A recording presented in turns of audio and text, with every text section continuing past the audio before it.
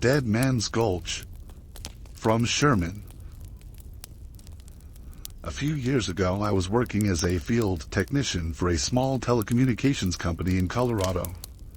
My job involved driving out to remote areas to service our equipment, mostly cell towers and relay stations tucked away in the mountains. One Thursday, my manager asked if I could head up to a relay station near a place called Dead Man's Gulch. Not the real name, but a nickname I've heard from locals, for good reason. The station there had been sending irregular signals. They needed it fixed before the weekend. I'd never been to that particular site before, but agreed. Extra hours meant extra pay, and I wasn't going to pass that up. I set out early the next morning in one of the company trucks, loaded with tools and replacement parts. The first half of the drive was familiar. Peaceful mountain roads lined with pine trees and the occasional cabin. After an hour, though, I turned onto a dirt road that led into the deep woods. The GPS there was spotty, but I had a physical map too, and the direction seemed pretty straightforward. After 20 more minutes of driving along the dirt road, I came across a rusty gate. It was open already, but barely. It looked like it hadn't been used in years. Like if I touched it, it would crumble. There was a faded sign attached that said, "No trespassing, property of unnamed company." I figured the company must have owned the land years ago, and the sign was just never taken down. I drove through the gate and continued on. The road grew narrow. I remember thinking that the place felt different. Heading into the woods alone brings a certain feeling, but the deeper you go, the more intense that feeling gets. You know what I mean? Eventually, I reached a clearing where the relay station stood. This station was a tall metal structure surrounded by chain-link fence. I parked the company truck and got out. It smelled nice out there at least, and it was nice and quiet, just the occasional bird disrupting the silence. I approached the fence and noticed the padlock was missing. The gate to the fence was also slightly ajar. That was odd. These sites are usually secured to prevent tampering. I made a note of this in my mind, that I would report it when I got back. I went inside and began my inspection. Everything seemed in order at first glance. I climbed up the ladder to check the transmitters and spent the next hour or so running diagnostics. I was so focused and absorbed in my work, I almost didn't notice these subtle changes around me. When I climbed down, I realized the truck was no longer there. I panicked for a moment, thinking someone had stolen it. But then I remembered I'd parked just around the bend, out of direct view from here. I laughed at myself for being paranoid. I began to pack up my tools when I noticed something else. There were footprints in the dirt, a lot of them, and they weren't mine. These footprints were small, like those of a child or a small person, and they were barefoot. As I looked, they seemed to have come from the woods. They circled around the site, then headed back into the trees. I don't think they were there before. I would have seen them. I was a bit unsettled by this. Maybe it was just a local messing around. But why barefoot? Why all the way out here? I decided it was time to leave. I secured the equipment as best I could and headed back to the truck. As I walked, I got that feeling like when you enter a dark basement, grab the thing you needed, turn around to leave, but feel like you have to run, like something's going to chase you. That's the feeling I had, but I fought it back down. I was a grown man. It felt silly to have a feeling like that. I was out here to do a job, not to be scared of invisible boogeyman. Still, though, I kept glancing over my shoulder, just in case, but I didn't see anything. When I made it to the spot I'd parked my truck, I stopped dead in my tracks. The truck had been moved. It was about 30 feet further down the road, parked at a different angle, with the driver's side door open. My heart raced. I knew where I'd parked it, and it wasn't there. I approached cautiously, scanning the woods on either side and calling out. "Hello? Oh, Anyone there? I looked inside the truck. The keys were still in the ignition, thank God, and nothing seemed to be missing. I gathered myself, got in, and tried to start it. This wasn't a scary movie, so the engine turned over without a problem. I began to drive away, and I saw something in the rearview mirror. There was a figure standing on the side of the road, partially hidden behind a tree. I couldn't make any features out from there, but it definitely looked like a person. I thought about stopping, but decided against it. Something about this situation felt off to me. After a few minutes of driving, I reached the rusty gate. But now the gate was closed. In fact, there was a heavy chain wrapped around it, secured with a padlock. That didn't make any sense. The gate was open when I came through, and I did not see anyone else on the road. That feeling like I needed to run away came back. I ignored it, got out of my truck, and inspected the lock. It was old and rusty, like the gate itself, but solid. I walked on back to my truck to see if I had anything that could break it. As I rummaged through my tools, I heard a rustling noise behind me. I turned around quickly, but again I saw nothing. It was getting later, darker, and I didn't want to be out here in the woods still when night completely fell. I decided to attempt to drive around the gate.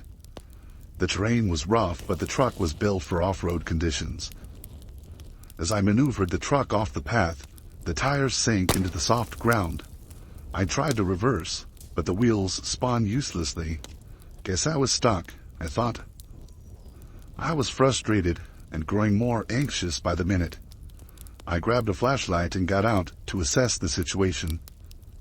As I walked around the truck, I heard soft footsteps behind me, and I swear to you, I heard someone whisper, "Leave." I swung that flashlight around in an instant. I didn't see anyone, so I began to shine it around wildly into the trees and bushes. "Who's out there?" I shouted, getting no answer. I decided to walk back up the road a bit, thinking maybe I could get a cell signal to call for help. As I walked, the feeling of being watched intensified. Then that same someone spoke again. "You shouldn't be here." I broke into a run back toward the truck. As I approached, I saw that the driver's side door was now closed, and there was something smeared on the window. Getting closer, I realized it was a handprint, small and muddy. My hands were shaking so bad as I tried the door handle. It was locked, with my keys inside. How was that even possible? At this point, panic and horror set in. I remembered I had a spare key under the chassis. I dropped to the ground, feeling around until I found my small magnetic box. I unlocked the door, jumped in, and tried the engine. It had no issues, roaring to life. I didn't care about the gates anymore. I reversed, getting enough distance, and drove straight at it. The impact, luckily, wasn't as forceful as I'd expected. The old chain quickly snapped, and the gate swung open. I sped down the dirt road, not daring to look back. It wasn't until I reached the main road that I started to breathe easier. I pulled over to the side, hands gripping the steering wheel, trying to make sense of it all. After a moment, I looked at the side mirror, and I noticed something stuck to the back of the truck. I got out warily to go check. There was a small bundle tied to the handle of the car. It was made of twigs and grass woven together with what looked like strips of cloth. I didn't touch it. Instead, I used a screwdriver to pry it off and left it on the side of the road. I drove back to the office and went straight to my manager. I told him everything. He listened, but I could tell he was skeptical. "Probably just some kids messing with you," he said. "Not to mention the area is known for squatters and hermits. If I had to guess, you stumbled up on one who didn't really want you there." If that was the case, I told him that we should report it. He agreed to notify the local authorities, but didn't seem too concerned about it. I guess he was right. The experience was creepy, yeah, but maybe it wasn't dangerous. Whatever or whoever it was, maybe they just wanted me gone. Not in a killing kind of way. About a month after that incident, I heard about another technician who had been assigned to the same site one day, and what I heard disturbed me and will terrify me forever. He went missing. To this day has not been found. What was found was his company truck, abandoned near the same rusty gate, with no sign of him. That was it for me. I quit the job, moved out of state shortly after. To this day I don't know who was out there, but if I had to guess, there was a hermit or some hobo that wasn't afraid to kill to keep his favorite spot quiet. I hope I'm wrong. I hope they find that technician. But for now, I won't be anywhere near that state.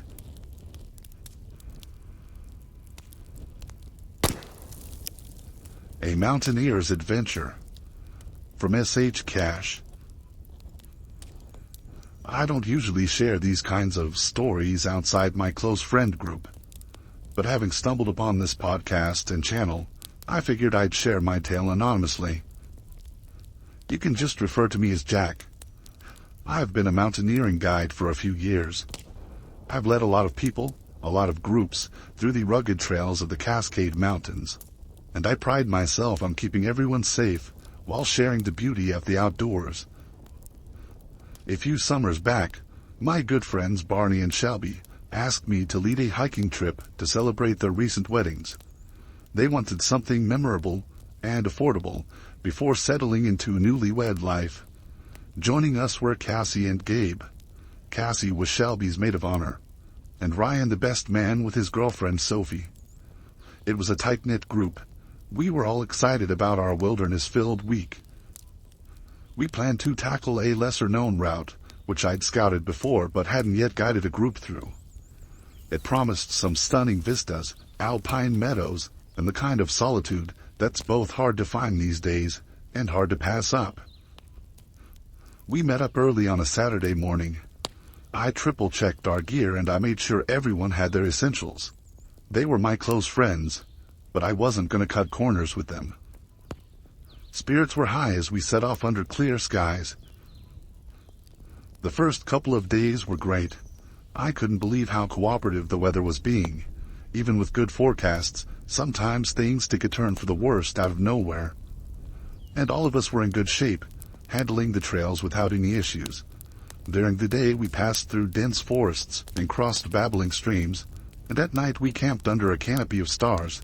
But before that we'd sit around the campfire sharing stories and laughing.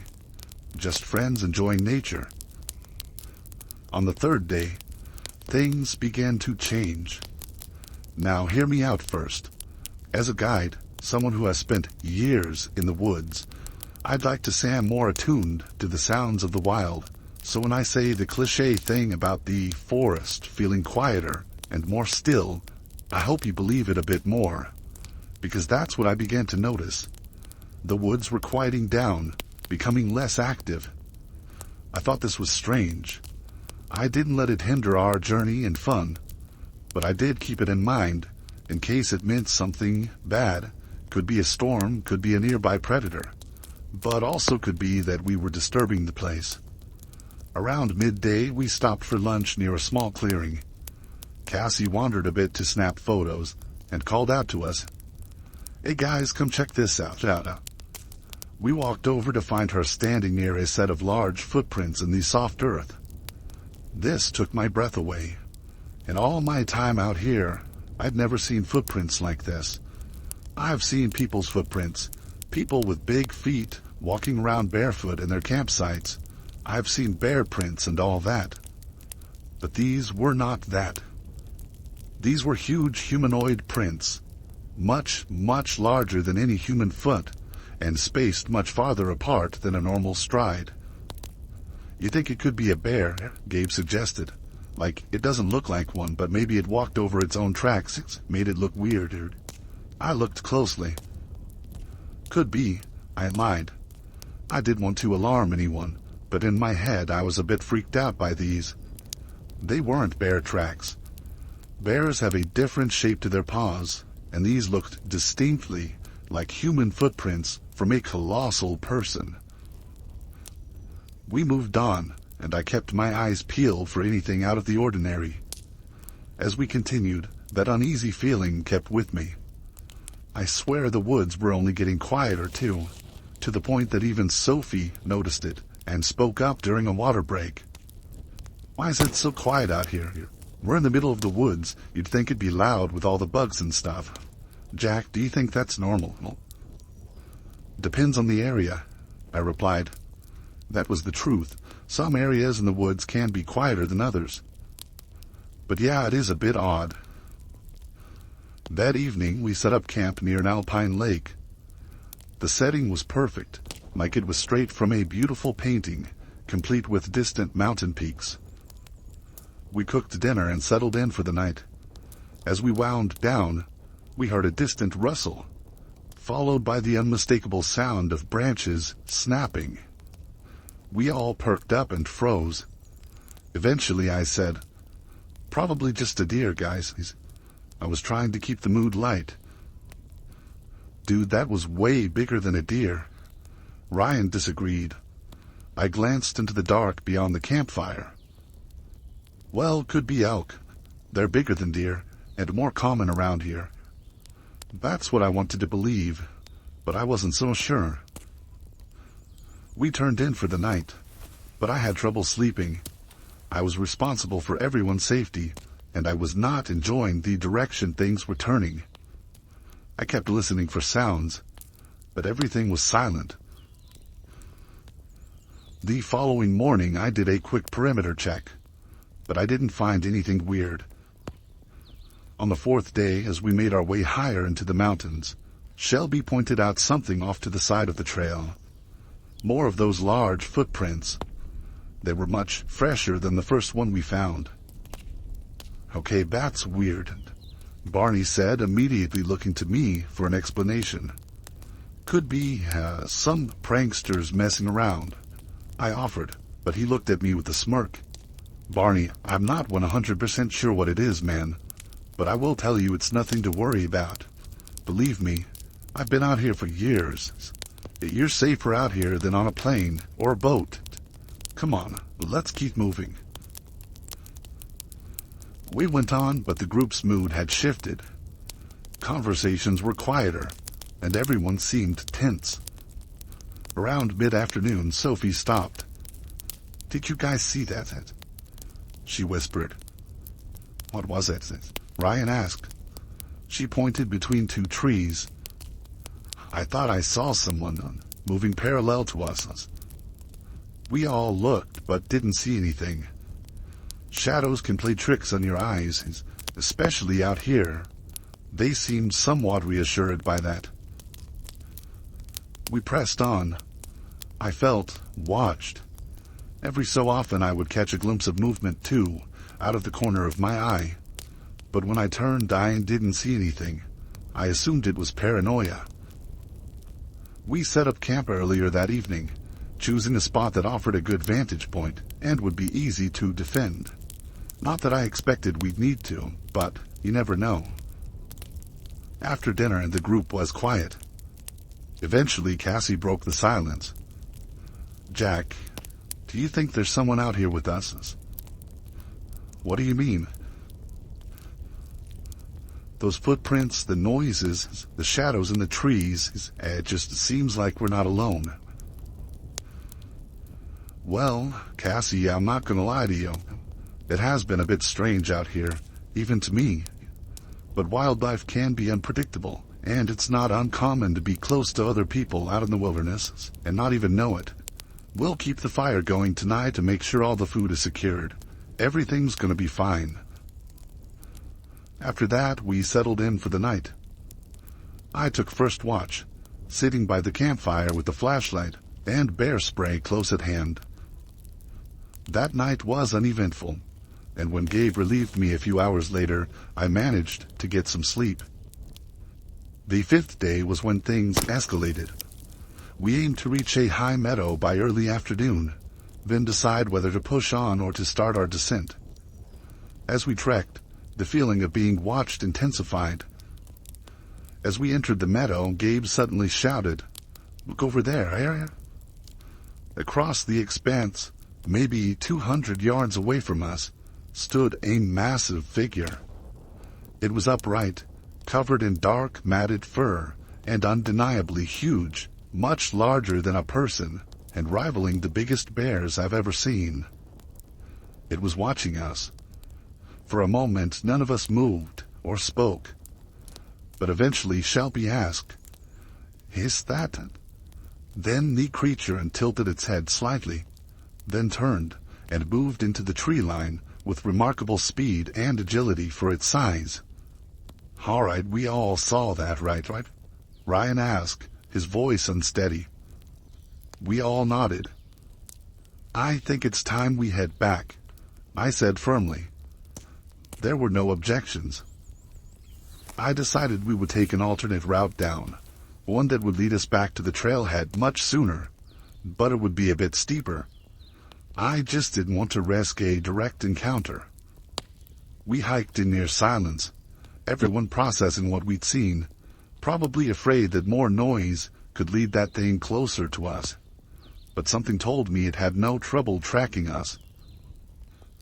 As dusk approached, we found a suitable spot to camp, but agreed to keep it minimal. No fire, just tents, and we'd leave at first light. As we were setting things up, we started to hear heavy footsteps circling us at a distance, accompanied by low grunts. The sounds were coming from multiple directions. "Everyone stay close to me," I instructed. "Get your headlamps and keep them on." Suddenly, a huge rock crashed into the ground only a few yards from us, followed by another landing even closer. I could feel panic rising up in my belly, but I had to be the one to stay calm, I told myself. "Those aren't falling from a cliff," Barney said, eyes wide. "Pack up now, Val. We're moving," I ordered. We hastily grabbed our essentials, leaving the tents behind, and began a cautious but quick descent. The trail was tricky in the dark, but our headlamps provided just enough light to navigate. The noises continued, branches snapping, heavy footsteps pacing us from the sides. After about an hour, we reached a switchback when Sophie gasped, "There it is." About 100 feet ahead, illuminated by our lights, stood the creature. Up close it was even more imposing, easily about 9 feet tall with broad shoulders and long arms that hung really low. Its eyes reflected our lights, giving them an eerie glow.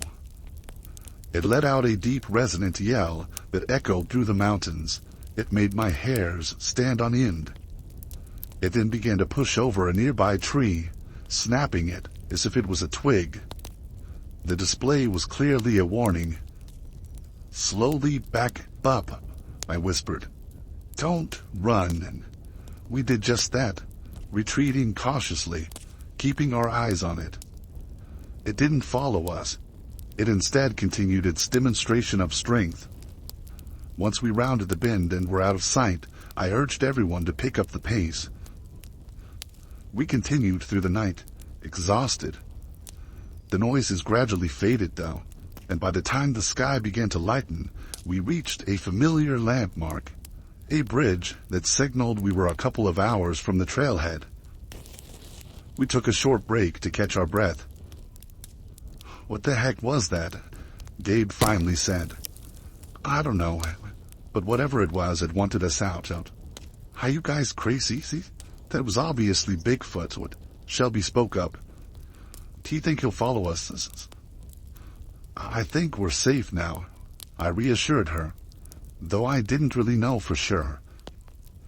We kept going and reached the trailhead by mid-morning. We were dog-tired. Back at the parking area, we loaded the vehicles fast. "We should tell someone," Cassie said as we were about to leave. I agree. There's a ranger station a few miles down the road. We could stop by there. At the station, we recounted our experience to the ranger on duty. He listened politely, but with a hint of skepticism. At the end of it, he spoke. We've had reports of large animals before, most likely a bear standing upright. This was no bear, Ryan insisted. We all saw it. The ranger nodded. I understand your concern. We'll make a note of it and keep an eye out. In the meantime, I advise you just avoid that area. Feeling somewhat dismissed, but way too tired to argue, we left the station. On the drive back, the group chatted non-stop about what they think it was, with Shelby insisting that we'd seen Bigfoot and had nearly gotten close enough to touch it. Hearing them talk, I could finally smile about the whole thing. We were away from harm, and we'd encountered something crazy, but kind of cool. Then again, if one of those rocks had landed on a friend of mine, they would have been squished. That thing was practically throwing boulders. To this day, I still guide trips in the area, but I dare not bring people on that particular route. I took that warning seriously. When the occasional group asks about that trail, and I tell them no, they ask why. And I'll just say that it's overgrown or it's too dangerous and steep. And if they're insistent, I'll just lie and say that people have gone missing on that trail. At the end of the day, that's not human territory. And if Mr. Bigfoot wants his space, he can have as much of it as he pleases.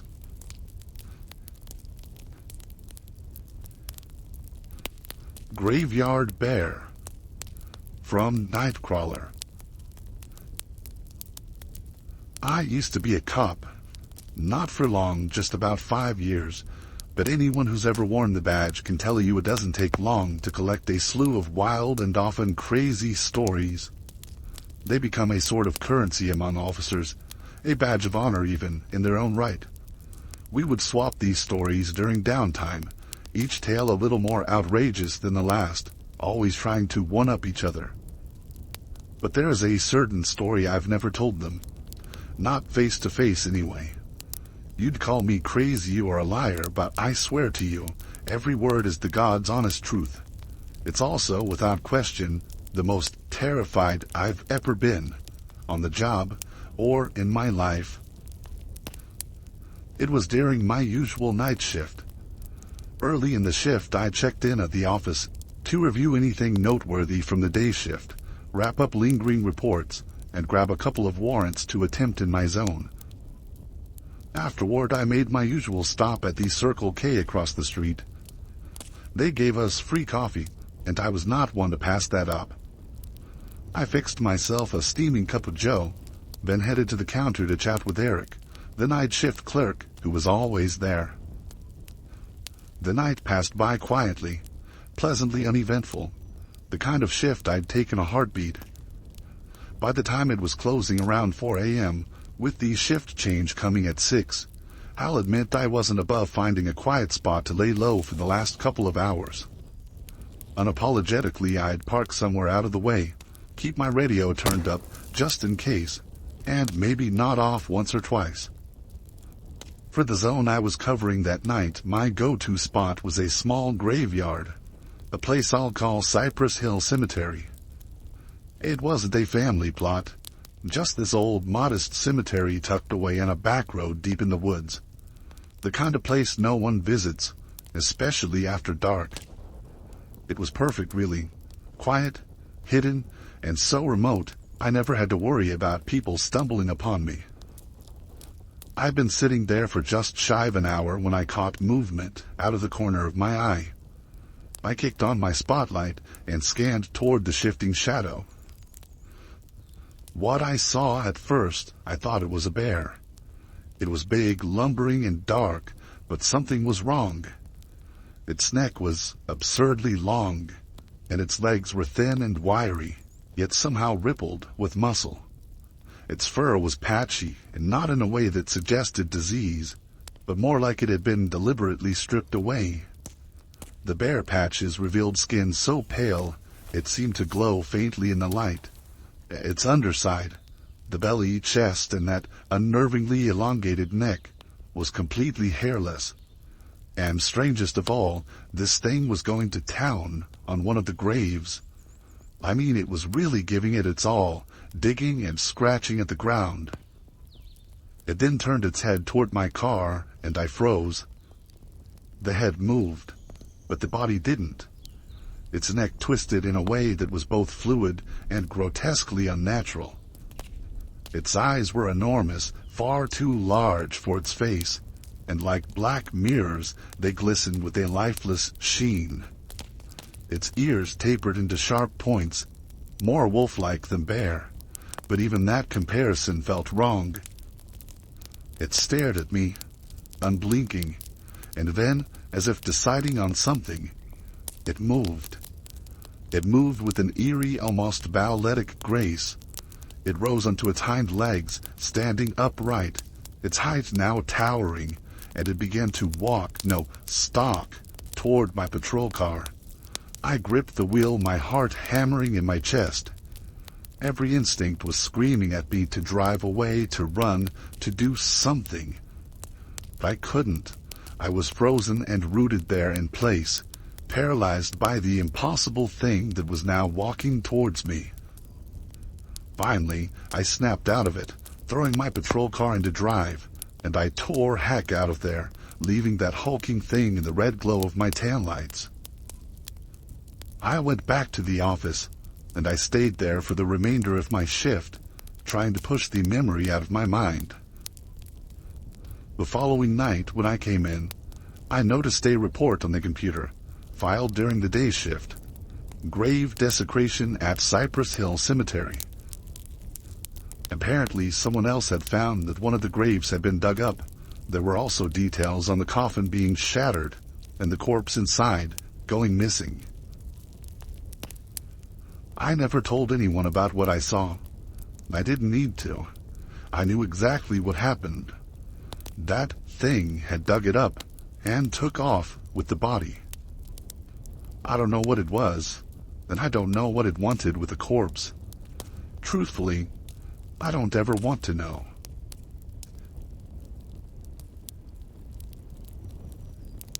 Within the Earth. From BCL Foreground. I'm a geotechnical engineer. After losing my girlfriend in a car accident 6 months before this, I threw myself into work. Long hours and physical exhaustion were the only things that dulled the constant ache of her absence. When my company got a contract to conduct exploratory drilling in a remote mountain range in Montana, I volunteered myself basically instantly. The project was part of a preliminary survey for a new hydroelectric dam. It was the perfect escape. I would be isolated for weeks and buried in work. No reminders of the life I had. We set up base camp near the foot of a mountain, a particular area known more for its untouched wilderness than any kind of industrial development. The team consisted of me, 2 drill operators named Georgie and Jimmy, and a geologist named Dr. Whitford. Our job was straightforward. We would drill several boreholes to collect core samples and assess the rock formations. We worked for the next week straight, which kept me occupied like I wanted. We rotated shifts, drilling during the day and analyzing samples in the evening. Dr. Whitford seemed thrilled with the preliminary findings. Apparently, the rock was ideal for the project's needs. I wasn't an expert, though, so don't take my word for it. The story really starts on the 8th day. Around dusk that day, as we were wrapping up, we heard a distant sound echoing through the valleys. It was a low and sad sound, a moan, rising and falling like the wind, but with an unsettling, almost organic quality. It reminded me of cattle during calving season, a sound I'd heard once on a ranch I visited years back. "What in the world do you think that was?" Georgie asked, while securing a drill rig. "Probably just the way the wind blows through the valley," Jimmy replied. Even so, he was scanning through the trees, cautiously. Dr. Whitford emerged from the lab tent, adjusting his glasses. Yes, sound carries oddly in these mountains sometimes, boys, he offered. Nothing to worry about. I nodded, but I'd be lying if I said the sound didn't make me feel a bit weird. It was probably nothing, just the acoustics of the mountains playing tricks. That night, the moaning continued off and on, distant but persistent. I was in my tent just staring at the nylon ceiling, trying to think of anything else, and that's when I began to think of Stephanie, my late girlfriend, almost fiancée. I shook my head and clenched my fists, trying to push the thoughts away. I'd gotten over breakups before, but getting over the death of someone you truly loved was something else entirely, something I wouldn't wish on my worst enemy. By the next sunrise, the sounds had stopped. Over breakfast, our small team seemed eager to keep going, chalking up the previous night's disturbances to overactive imaginations. We started a drill at a new site, higher up the mountain. The day was uneventful, and that normalcy was a welcome relief. After setting the drill, Georgie and Jimmy took turns operating it, while I monitored the readings. Around noon, we decided to take a break. We sat down to eat, and after a while, a low rumble echoed beneath us. At first, it was a bit subtle, sort of like a distant earthquake, or maybe some heavy machinery operating miles away. Huh, earthquake, Jimmy said, looking at me. Yeah, didn't think we'd feel one out here, I replied. Dr. Whitford frowned. There are no fault lines here significant enough to cause noticeable tremors. That's weird. The rumbling then grew more pronounced, vibrating the ground right beneath us. The equipment rattled, and the leftover coffee in my mug rippled slightly.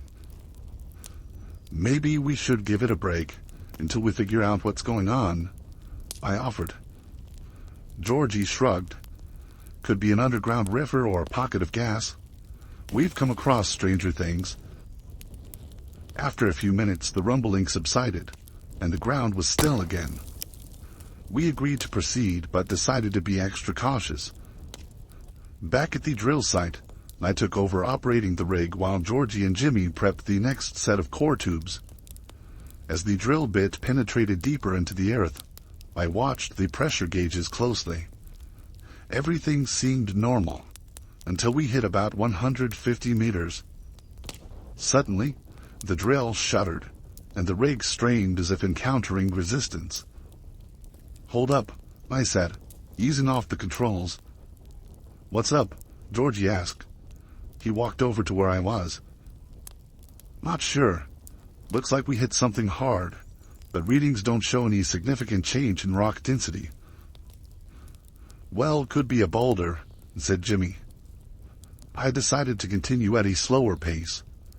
As the drill resumed, a crimson liquid began to seep up around the borehole. What the heck? I muttered. Dr. Whitford approached. His eyes were wide behind his glasses. Is that? Then Jimmy piped up. Could be mud mixed with iron oxide. But it wasn't mud. The consistency was thinner than that, and the color was too vibrant. It looked disturbingly like blood. Shut it down, I ordered. Georgie killed the engine, and we all stood there, staring at this fluid pulling around the drill site.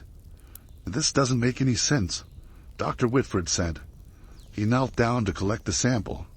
He dipped a test tube into the liquid, hands shaking a bit. As he stood up, the ground trembled again, more violently than before.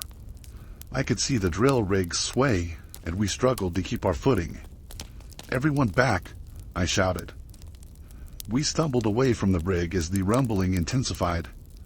Suddenly, the ground near the borehole bulged upward, as if something beneath the surface was pushing its way out. What in the world is that? Jimmy yelled, panic creeping into his voice. Before anyone could answer, the earth split open. A massive shape surged upward, covered in soil and the same crimson fluid. It was unlike anything I'd ever seen. an enormous, sinewy mass that defied any logical explanation. We ran. I don't remember making the conscious decision to flee, but instinct kicked in. The four of us sprinted down the slope, away from whatever had emerged from the ground. Behind us, I heard the screeching of metal as the drill rig was toppled, followed by a deep, guttural sound that resonated through the air. "What is happening?" Georgie gasped between breaths. No one answered. There was no answer. We reached the base camp, grabbing whatever supplies we could find. Dr. Whitford was frantically stuffing his notes and samples into a backpack. "We have to get out of here," he said, his usually calm demeanor shattered. "Agreed," I said. "The trucks are down by the access road. We gotta go." We piled into the two off-road vehicles, and I took the wheel of the lead truck, with Jimmy beside me. Georgie and Dr. Whitford followed in the second vehicle. As we sped down the rough terrain, the rumbling resumed, more intense than before. I could see the trees swaying around us, some rocks tumbling on the path ahead. Jimmy shouted just in time for me to avoid a boulder. Behind us, the second truck struggled to keep up. I grabbed the radio. "Georgie, stay close." "Tryin'." His voice crackled back. Just then, a deafening moan filled the air, a sound that seemed to come from all around us. The earth began to shake even harder than before. "Hold on," I yelled, slamming on the brakes. We skidded to a stop, but the second truck wasn't as lucky. I watched in horror as Georgie and Dr. Whitford veered off the path to avoid us, their vehicle rolling onto its side. "Jimmy, come on, we have to help them." We jumped out and ran toward the overturned truck. I saw Georgie crawling out of the driver's side window. There was blood on his forehead. "Where's Dr. Whitford?" I asked. "He's stuck," Georgie replied. Jimmy and I scrambled to the passenger side, which was pinned against a tree. Dr. Whitford was conscious but trapped by the crushed boulder. "Hang on, we'll get you out," I assured him. As we worked to get him free, the same moan came again, just as intense as before. "Whatever it is, it's back," Georgie shouted. "Keep moving," I urged. "We have to get Dr. Whitford unstuck." Jimmy adjusted his grip on the twisted metal of the passenger door. "On three. 1, 2, 3. We heaved together, muscles straining as we pulled at the mangled door. With a groan of protesting metal, it gave way just enough for Dr. Whitford to wriggle free. He gasped as he emerged, looking mostly uninjured. "I'm okay," he panted, though his eyes betrayed some shock. Another moan rolled through the forest, this time louder and closer. The ground shook more violently, causing loose rocks to tumble down the slope. "That is not an earthquake," Jimmy said, his voice tinged with panic. "Whatever it is, we need to go, now," I said. Supporting Dr. Whitford between us, we hurried back to the first truck. As the four of us piled in, I caught a glimpse of movement in the tree line, a blur that vanished as quickly as it appeared. "Did you see that?" Georgie asked from the back seat. "Just go," Jimmy insisted on the passenger side. I didn't need any more prompting. I started the engine and floored the accelerator, tires kicking up dirt and gravel as we sped down the rugged path. The truck bounced violently over the uneven terrain, but we held on, desperate to escape. The moaning sound persisted, echoing behind us, trees rustling unnaturally. Dr. Whitford leaned forward, wincing. "There should be a fork ahead that leads back to the main road." The ground shook one last time, more intense than ever. We made it to the fork in the road, and turned onto the wider gravel road that led out of the mountains. That's when the moaning faded, and the tremors finally began to subside. Never in my life have I been more relieved. "Is everyone okay?" I asked, glancing at my companions. Jimmy nodded. His face was pale, but happy. Georgie was wide-eyed, clutching the back of Jimmy's seat. Dr. Whitford was cradling his arm, but managed a weak smile. "I think we'll live," he said. We didn't slow down until the outskirts of the nearest town came into view. Pulling into the parking lot of a small medical clinic in Hamilton, we helped Dr. Whitford inside.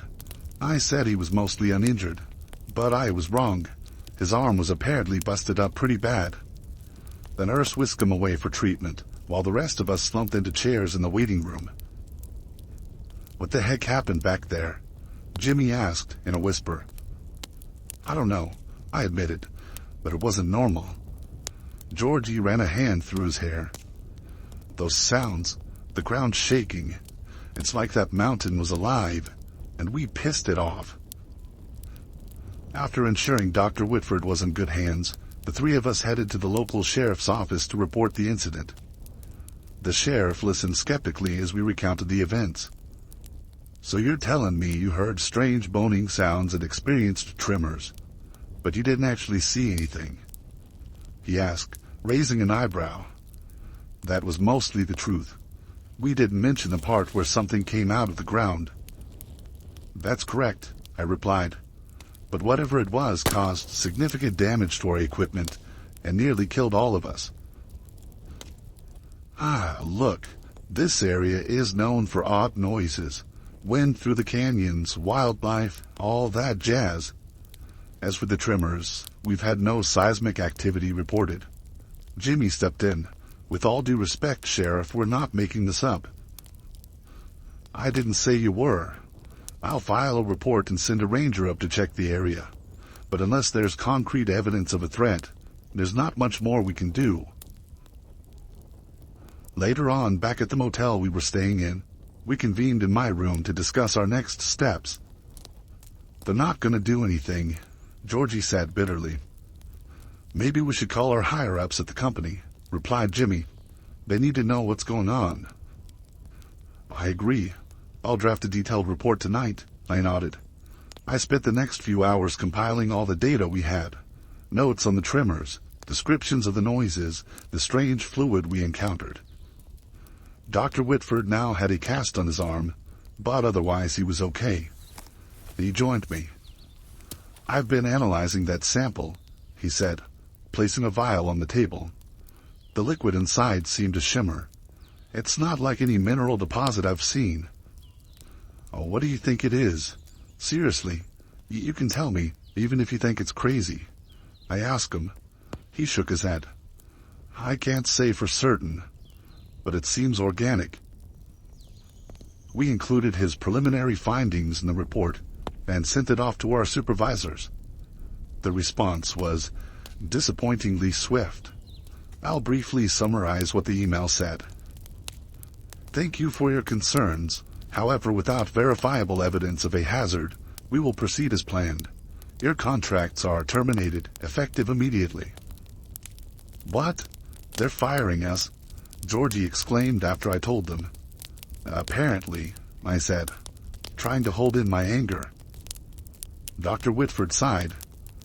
"They're choosing profit over safety, and don't want us stepping on any toes." I was frustrated, and I felt like I had to do something. We consulted with some local experts. Through a friend, we connected with a local professor, a geologist at a university, who specialized in the region's unique geological phenomena. We met her at a cafe near the campus. After listening intently to our story, she leaned back thoughtfully, before describing some legends of these Salish people. She told us about earth and nature spirits they believed in. "Do you believe there's any truth to that?" Jimmy asked. "As a scientist myself," she smiled, "I look for empirical evidence. But sometimes, I swear, folklore hints at truths we don't understand yet." Dr. Whitford showed her the vial. "Perhaps this could offer up some answers." She examined it carefully. "I'd like to run some tests on this if you don't mind." "Please do," he said. Sadly, we never saw that vial again. We believe that professor may have contacted the company or was already connected with them. It didn't take long for us to realize we'd been played, and now the best evidence we had was in their hands. We did all we could do, so we prepared to leave Montana. Months later, I heard through the grapevine that the company's continued drilling had been abruptly halted.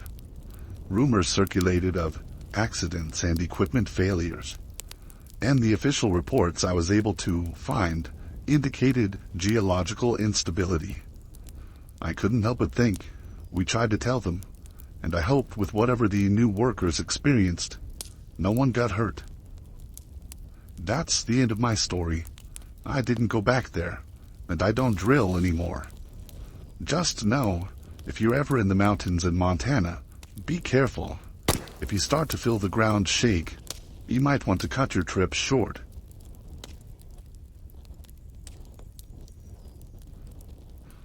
Thing on the Trees from Helipad Thai. I had the strangest sighting about 5 years back, and the more people I can tell about it, the better. I'm not one of the folks you hear about that's afraid of sounding crazy. I rather like seeing the expression on people's faces when they hear this. I'm a helicopter pilot for the U.S. Forest Service. My job involves flying over vast stretches of forested mountains, monitoring for wildfires, illegal logging, sometimes assisting in wildlife surveys. I love the job. One morning, though, I was scheduled for a routine patrol over the Olympic National Forest in Washington State. The area is known for its dense forests and rugged terrain, and it's not uncommon for us to fly low to get better visuals on certain sections. That day the weather was perfect, clear skies and a light breeze. I took off around 6 a.m. The sun was just rising. About an hour after that, I was cruising at around 500 feet above ground level, skimming over a particularly remote area where the trees are tall and the terrain is rough. It's a place where hikers rarely venture, and in that, there's a peacefulness to it that's almost unnatural, but in a good way. As I scanned the forest below, something caught my eye. At first I thought it was a shadow, maybe a trick of the light, but as I looked closer, I realized something was moving, something huge. I had to do a double take when I understood what I was looking at. It appeared to be a gigantic spider, unlike anything I'd ever seen before. From that vantage point, it looked to be about the length of 7 pine trees laid end to end, which would make it incredibly large. Its legs were long and spindly, but strong, each one grasping or sticking to the treetops as it moved. It didn't appear to walk on the ground. It was instead using the treetops to glide along the canopy. The way it moved was very graceful for something that big and creepy looking. The sunlight glinted off what looked like a dark exoskeleton, giving it an almost metallic sheen. I was so shocked by this that I instinctively pulled the helicopter into a hover to get a better look. My heart was pounding, and I remember thinking that no one would believe me if I told them. I circled around to make another pass, keeping my eyes glued to where I'd seen the thing. But somehow, maybe with some sort of camouflage, by the time I moved the helicopter around, it was gone. The treetops were swaying gently in the wind, as they should have been. No sign of some massive spider. I hovered for a few more minutes, looking all over the place, but the thing had vanished into thin air. I remember saying under my breath, "Wow," thinking about who I was going to tell first. I knew it would sound absurd, a giant spider walking along the treetops, but I'd find a way to bring it up casually later. The rest of the flight was normal. When I landed back at the base, one of my colleagues, I'll call him Steve, noticed I was a bit off, a bit overly excited. "All right, Gary, what is it?" he asked. I crossed my arms and smiled. "Just thought I saw something really strange out there." "Probably nothing." He gave me a curious look, but didn't press me further, unfortunately. That evening I met up with a couple of friends at a local bar. Michael and Jenna, both were fellow pilots. After a couple of beers, I decided to tell them what I saw. Michael was surprised. I saw his eyebrows raise up. I'm as serious as can be. I know it sounds crazy, but I know what I saw. Jenna leaned in. Gary, you've always been level-headed. If you say you saw it, I believe you. But maybe it was some kind of, optical illusion. Maybe, I said. But it felt real, looked real, too real. They didn't ridicule me, but there wasn't much more to say. Not like we could do something. Not like I was about to go look for something like that. Over the next few weeks, I found myself flying over that area more often when I was able to, hoping to catch another glimpse. But there was nothing unusual, just miles of endless forest. I was starting to believe what Jenna said about the optical illusion thing. A few months went by, and by then I'd let it go. Life moves on. At one point I went to an aviation conference in Seattle. I ran into an old friend of mine, Felix, who was actually a helicopter pilot who worked for a private survey company. We got to talking over coffee, swapping stories, and out of the blue he said, "You ever see some weird stuff out there while you're flying?" I was instantly curious. "Well, what do you mean by weird?" I watched him glance around, making sure no one else was close enough to hear. About a month ago, I was doing a low-altitude survey over the northern Cascades. Early morning flight, clear day. I looked down, and I swear I saw something. Well, it's hard to explain. "Well, go on, man," I urged. Well, it was this huge... It was a big spider-like thing. Massive, like the size of a large cul-de-sac. It was like walking over the trees. I stared at him, speechless. "You're not messing with me, are you?" He shook his head rapidly. "I haven't told anyone else, because I didn't want people to think I was crazy. But you see something like that and you can't stop thinking about it." Right away I told him about my sighting. We compared notes. The size, the way it moved, the time of day, it was eerily similar. "Do you think it's some kind of undiscovered species?" "I have no idea," I said. "It's strange we both saw it in different locations. And during the morning." Since that conversation, I've gone right back to keeping my eyes peeled every time I'm in the air. I haven't seen it again, but knowing that someone else had seen something so close to what I saw has both comforted me and excited me. Maybe I will see it again. I've got a phone with a really good camera now, with some fantastical optical zoom. If I do see it again, y'all might see me on the news, or see my picture on there. Just wait. Maybe one day I'll make this spider thing famous.